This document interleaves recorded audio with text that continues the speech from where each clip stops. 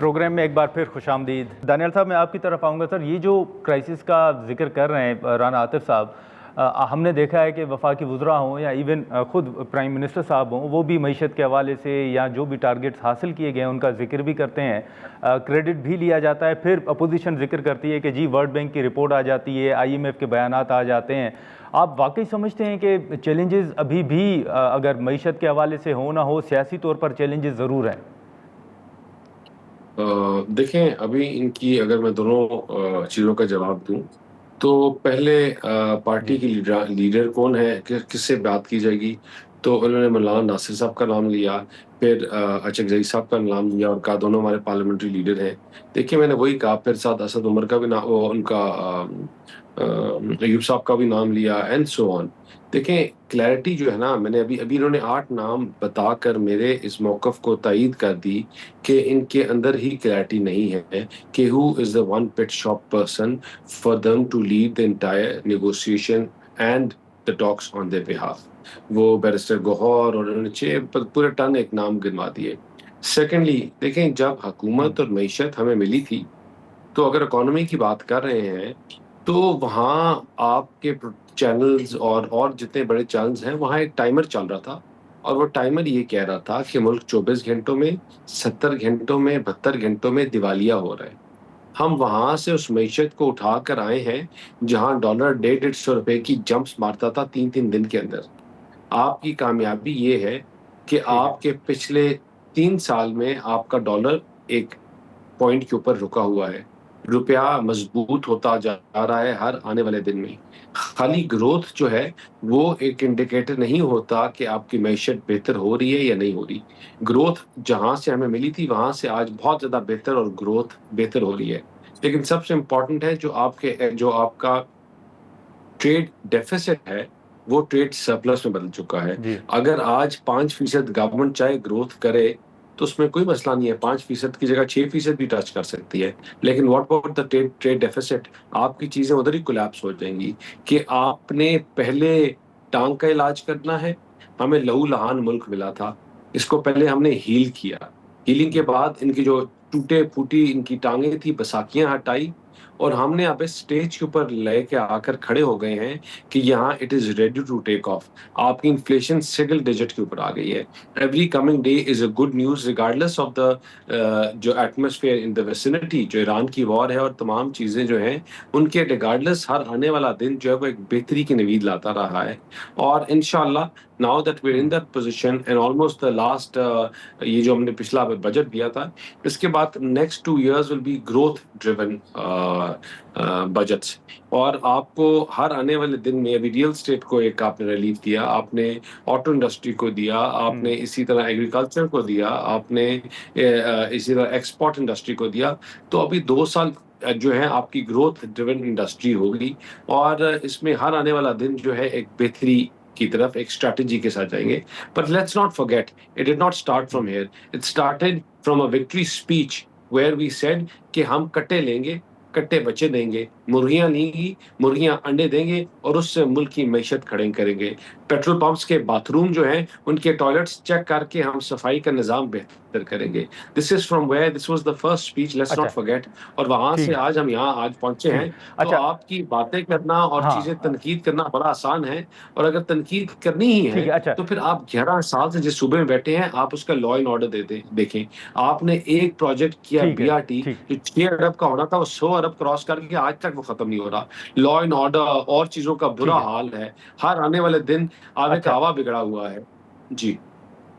अच्छा, रान साहब, अब ये जो दानियाल साहब जिक्र कर रहे हैं सर, जो सूबाई हुकूमत है उसके हवाले से आपके भी इल्म में है कि हमेशा सवालात उठते भी हैं, वो अमन अमान की सूरत हाल हो या फिर करप्शन के हवाले से जो खबरें आती हैं, ज़ाहिर है उस पर PTI का मौक़िफ़ भी आता रहा है। लेकिन अब एक तरफ तो मईशत के हवाले से हुकूमत का मौक़िफ़ है, दूसरी तरफ फिर आप महंगाई की शरह, बेरोज़गारी, वर्ल्ड बैंक की रिपोर्ट का भी जिक्र करते हैं। तो आप समझते हैं कि हुकूमत का मौक़िफ़ जो है उसमें कहीं ना कहीं तज़ाद मौजूद है? गुरमानी साहब, अभी मैं आपको बड़ा तफसीली जवाब देता हूँ। अभी दानियाल साहब फरमा रहे थे कि ट्रेड डेफिसिट हमने पॉजिटिव कर दिया। मैं फ्रैंकली मेरा ख्याल है कि शायद दानियाल साहब को पता नहीं ट्रेड डेफिसिट क्या होता है। Trade deficit is a difference between your export and import. Trade deficit 4 साल का हाईएस्ट है $39 बिलियन ट्रेड डेफिसिट है। ये शायद गालबन मैं इनको करंट अकाउंट और ट्रेड डेफिसिट में फ़र्क नहीं पता। और वो जो आपका करंट अकाउंट जो आपका तकरीबन आपका हमारा तकरीबन बैलेंस है वो इसलिए कि आपकी रेमिटेंस की वजह से है, क्योंकि पूरा पाकिस्तान तो मुल्क छोड़ के जहाँ से बाहर जा रहा है, तो ट्रेड डेफिसिट नेगेटिव है, क्योंकि आपकी एक्सपोर्ट हमने $8 बिलियन बढ़ाई थी, जो पाकिस्तान की तारीख का रिकॉर्ड है। ये आप चेक कर लें। एक तो ये कि मसला ये कि हम बिल्कुल ही वो रट्टी टाइप बातें, हमें वो एक बयानिया सुबह आ जाता है, वो बोलना शुरू कर देते हैं। हम $24 बिलियन से $32 बिलियन पे एक्सपोर्ट लेके गए थे, और इन्होंने अपने पिछले टेन्योर में 13 से 18 में $1 बिलियन एक्सपोर्ट कम की थी। उसके बाद जब $32 बिलियन पे हम छोड़ के गए तो इन्होंने पहले साल ही $4 बिलियन इंपोर्ट कम कर दी। और ये जो साल हमने खत्म किया, इन्होंने पिछले साल टारगेट रखा था कि हमने अपनी एक्सपोर्ट को $35 बिलियन पे लेके जाना है, और वो $35 बिलियन पे तो क्या जानी थी, वो $2 बिलियन कम होकर $30 बिलियन पे हो गई। फैसलाबाद में 190 से ज्यादा टेक्सटाइल मिलने बंद है। 6.5 लाख बंदा अनएम्प्लॉयड हो चुका है आपका टेक्सटाइल सेक्टर के अंदर। पहली बात तो ये। उसके बाद इन्होंने कहा कि डॉलर $150 की छलांगे मारता था। यार मतलब कि हम सियासत में हम इस लेवल पे तो ना चले जाएं। डॉलर हम $171 पे छोड़ के गए, और $280 पे $85 पे डॉलर आप ले गए थे, 90, और जो 300 भी क्रॉस कर गया था आपने, तो हमने हमारे पूरे टेन्योर के अंदर $40 की कीमत कम हुई, और वो भी तब जब ये $20 अरब का करंट अकाउंट डेफिसिट छोड़ के गए। और ये 171 से ये 285 बल्कि 300 क्रॉस कर गए। आज 288 $90 का डॉलर नहीं मिलता। अगली बात ये भी बात कर रहे थे कि हमने इकोनॉमी को स्टेबलाइज किया और ग्रोथ का। आपकी तो इस साल का जो आपने आईएमएफ ने आपका रिवाइज कर दिया डाउनवर्ड, कि आपने 3.7% का कहा था, आईएमएफ ने कहा कि 3% पे ग्रो आपकी इकोनॉमी ग्रो करेगी। देखें ये हर चीज के अंदर, और ये मैं कोई वो बातें नहीं कर रहा कि मैं सिर्फ बिजली की कीमतें आपने 3 गुना बढ़ा दी। हम पावर कंपनी का जो हम डेट था, जिसको हम सर्कुलर डेट कहते हैं, वो हम 110 अरब रुपया हमारे आखिरी साल में इजाफा हुआ था 2021 में। इन्होंने 2024-25 में वो डेट 600 अरब रुपए पे ले गए। जो आपका सर्कुलर डेट है बिजली का, वो इस टाइम 2800 अरब रुपया है। और मैं आपको बात बताऊं, पिछले 11 सालों में 85% जो उसमें इजाफा हुआ है, 85% उसमें जो इजाफा हुआ है वो नून लीग के दौर के अंदर हुआ है, सर्कुलर डेट के अंदर।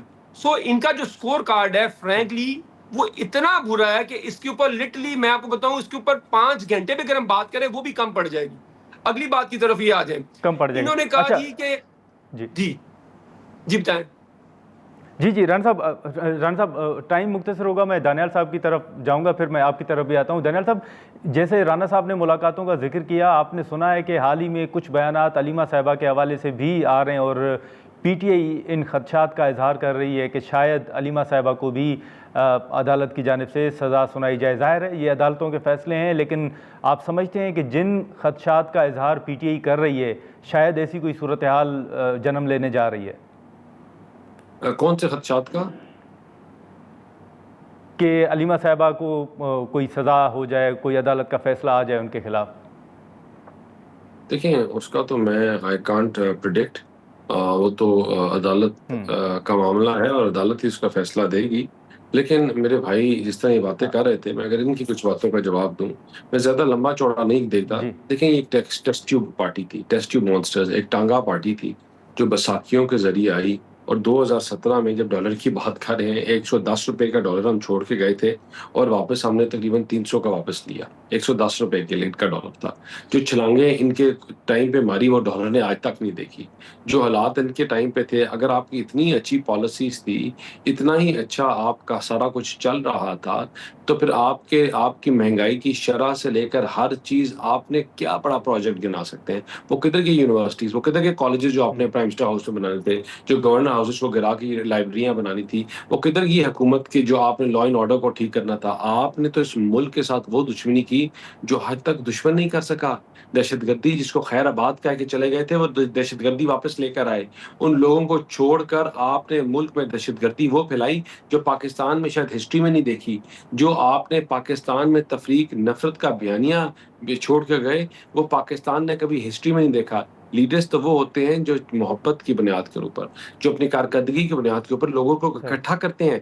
नफरत की बुनियाद के ऊपर तो हमने पहला कोई बंदा देखा जो अपने बच्चों को बाहर छोड़कर और लोगों के बच्चों को कहता है कि सर पे कफन बांध कराओ, मुल्क को आग लगा दो, जलाओ, तफरीक कर दो, शुहदाओं के मुजस्मे जलाओ एंड व्हाट इनके लिए तो पूरी एक चार्जशीट है। और मैं आपको आज ही बताऊं कि ये आज अच्छा। भी तो सीरियस नहीं है बात करने के, ये बैसाखियों के मुंतज़िर हैं, डील और ढील के मुंतज़िर हैं। इनकी कहानी शुरू हुई थी न्यूट्रल जानवर होता है, न्यूट्रल हो जाओ, न्यूट्रल जानवर होता है, और फिर न्यूट्रल से पता नहीं कहाँ तक चले गए और गद्दारी के सर्टिफिकेट बेचने शुरू कर दिए। नाज़रीन, यहाँ पर एक मुख्तसर सा ब्रेक लेते हैं और ब्रेक के बाद जो मज़ीद कुछ अहम सवालात हैं वो हम सामने रखेंगे और कोशिश करेंगे कि जो PTI और मुस्लिम लीग नून का मौक़िफ़ है वो भी सामने आ जाए।